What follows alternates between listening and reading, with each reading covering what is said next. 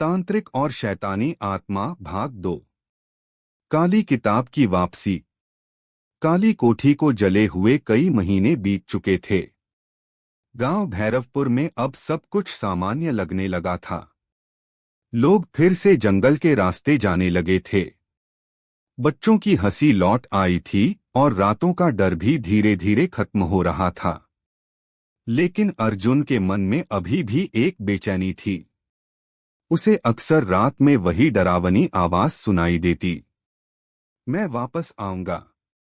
शुरुआत में उसने इसे सपना समझा, लेकिन धीरे धीरे अजीब घटनाएं फिर शुरू होने लगीं।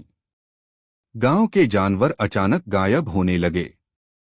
रात को कुत्ते बिना वजह रोते और कई लोगों ने जंगल में लाल आंखों वाला साया देखने की बात कही। रहस्यमयी मौत। एक सुबह पूरे गांव में हड़कंप मच गया।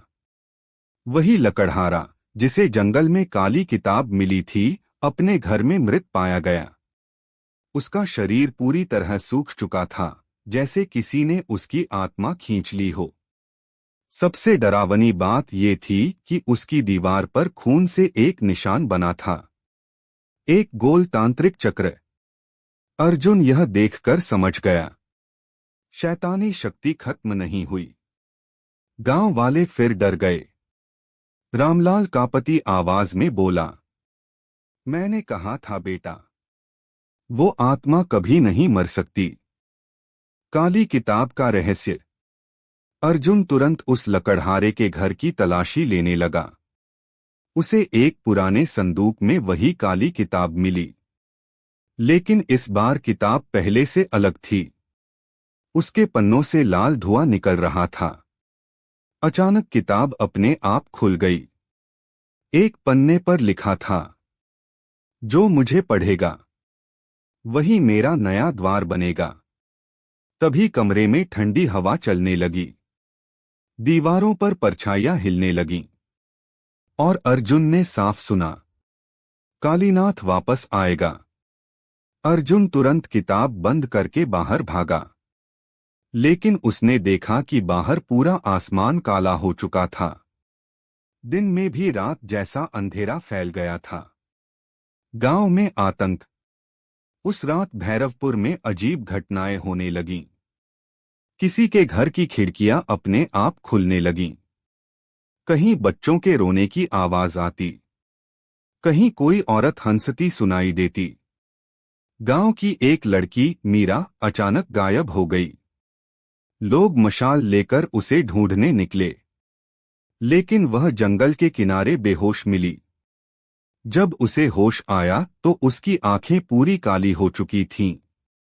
वह एक भारी आवाज में बोली, वो लौट आया है, और फिर जोर जोर से हंसने लगी।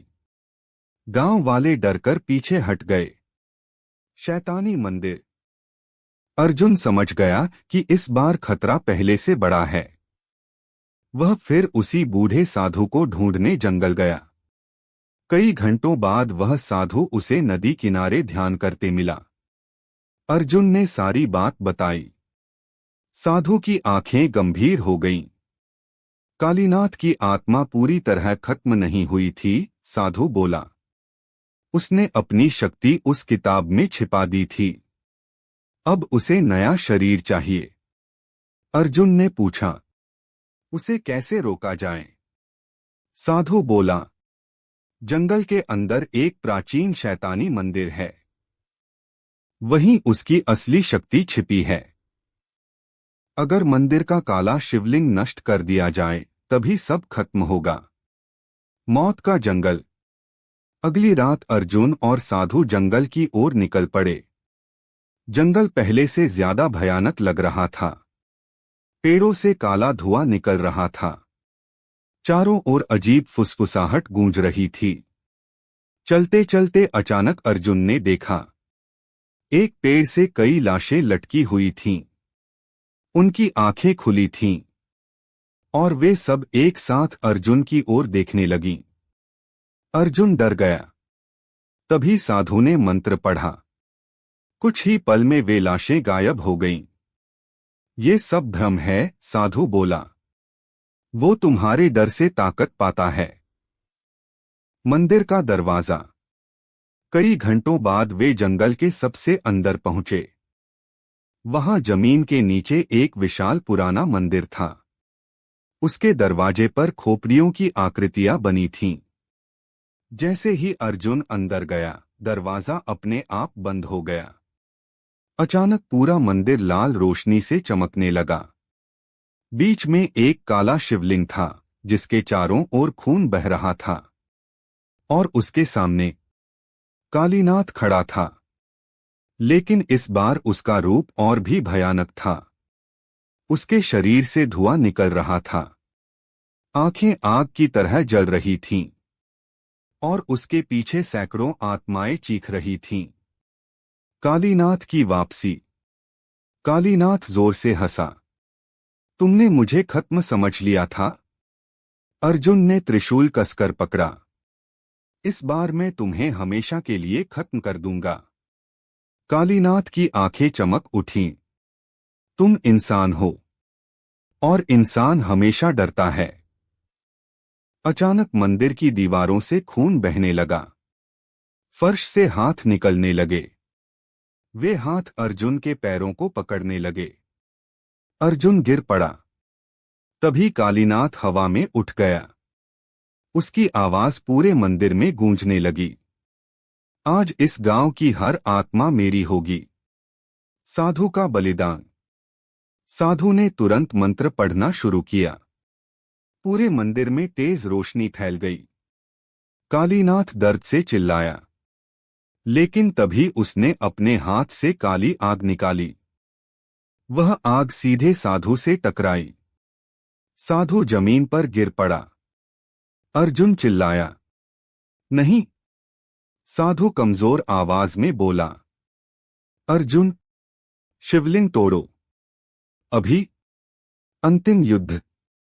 अर्जुन पूरी ताकत से उठा। उसने त्रिशूल उठाया और शिवलिंग की ओर दौड़ा। लेकिन अचानक मीरा उसके सामने आ गई। अब वह पूरी तरह शैतानी आत्मा के कब्जे में थी। उसकी आंखें लाल थीं। तुम उसे नहीं रोक सकते, वह गुर्राई। अर्जुन रुक गया। उसे समझ नहीं आ रहा था क्या करे। तभी साधु ने आखिरी बार मंत्र बोला। मीरा कुछ पल के लिए कमजोर पड़ गई। अर्जुन ने मौका देखकर उसे पीछे धक्का दिया और पूरी ताकत से त्रिशूल शिवलिंग में घोंप दिया। अचानक पूरा मंदिर कांप उठा। भयानक विस्फोट हुआ। कालीनाथ दर्द से चीखने लगा। उसका शरीर टूटने लगा। नहीं, एक एक करके सारी आत्माएं आजाद होने लगीं। मंदिर की दीवारें गिरने लगीं। साधु मुस्कुराया। अब सब खत्म हो गया। और उसकी आंखें हमेशा के लिए बंद हो गईं। आखिरी डर। अर्जुन और मीरा किसी तरह मंदिर से बाहर निकल आए। पीछे पूरा मंदिर जमीन में समा गया। उस दिन के बाद गांव में फिर कभी कोई अजीब घटना नहीं हुई। लोगों ने साधु की याद में एक छोटा मंदिर बनवाया। सबको लगा कि अब खतरा खत्म हो चुका है। लेकिन कई साल बाद एक शहर का पुरातत्व विभाग उस जंगल में खुदाई करने पहुंचा। खुदाई के दौरान उन्हें जमीन के नीचे एक लोहे का संदूक मिला। जब उन्होंने उसे खोला, अंदर वही काली किताब रखी थी। और उसके पहले पन्ने पर खून से लिखा था, कहानी अभी खत्म नहीं हुई।